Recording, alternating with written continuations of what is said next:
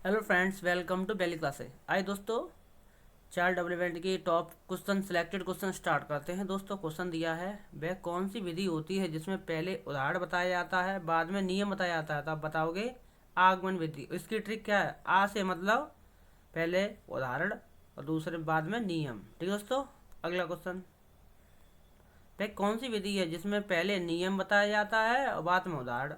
तो आप बताओगे निगमन विधि। अब ट्रिक क्या है? नी से मतलब नियम, बाद में उदाहरण। तो समझ गए। अगला, देखो सुनो और समझो किस विधि पर आधारित है। तो आप बताओगे प्रदर्शन विधि पर। देखो सुनो और समझो किस विधि पर? प्रदर्शन विधि पर। देखो सुनो और बोलो। अब बोलो बात आ रही तो आप बताओगे प्रयोगात्मक विधि। अब बोलना भी है, देखो सुनो और देखो सुनो और देखो लिखो, तो वो प्रदर्शन विधि है। अब देखो सुनो और बोलो आ गया, बोलना भी आ गया, तो आप बताओगे प्रयोग। अगला, किस विधि में शिक्षण सूत्र का प्रयोग होता है? किस विधि में शिक्षण सूत्र का प्रयोग होता है? तो आगमन विधि में होता है शिक्षण सूत्र का प्रयोग ज़्यादातर। करके सीखने पर कौन सी विधि काम करती है? तो आप बताओगे करके सीखने पर प्रयोगशाला विधि। किंडरगार्टन विधि, एलकेजी व यूकेजी के जनक कौन है? मैंने पिछली वीडियो में शॉर्ट में डाल दिया है, फ्रॉबेल थे। ये विधि खेल एवं करके सीखने पर आधारित होती है। फ्रॉबेल थे। एलकेजी यूकेजी के जनक कौन है? फ्रॉबेल। मॉन्टेसरी शिक्षा प्रणाली, मॉन्टेसरी शिक्षा प्रणाली के जनक कौन है? मॉन्टेसरी शिक्षा प्रणाली जनक कौन है? तो डॉक्टर मारिया मॉन्टेसरी, इटली के थे।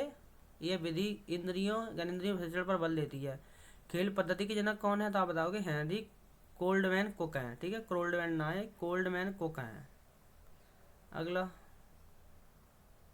डाल्टन पद्धति के जनक कौन है? तो आप बताओगे हेलन पार्क हस्ट। ठीक है दोस्तों, डाल्टन हेलन कुमारी हेलन पार्क हस्ट। अगला, बच्चों में आधारहीन आत्म चेतनावस्था का संबंध उसके विकास की किस अवस्था से संबंधित है? तो आप बताओगे किशोरावस्था में। डिसलेक्सिया संबंधित है पढ़ने संबंधित विकार से। डिसले संबंधित है किससे? पढ़ने संबंधित विकार से। अगला, श्याम पट को शिक्षण साधन सामग्री के किस समूह में अंतर्मुक्त किया जा सकता है? तो आप बताओगे दृश्य साधन में। अगला, 14, व्यक्तित्व एवं बुद्धि में वंशानुक्रम की क्या होती है? तो आप बताओगे नाम मात्र की भूमिका होती है। मैंने क्वेश्चन दिन निगर बता दिया वाला तो। अगला, श्याम पट पर लिखते समय सबसे महत्वपूर्ण क्या होती है? तो आप बताओगे अच्छी लिखावट। अगर अच्छी लिखावट नहीं तो बच्चा समझ नहीं पाएगा क्या लिखा है क्या नहीं लिखा है। बुद्धि का तरल मोजेक मॉडल किसने दिया था? बुद्धि का तरल मोजेक मॉडल किसने दिया था? कैटल ने, आरबी कैटल ने।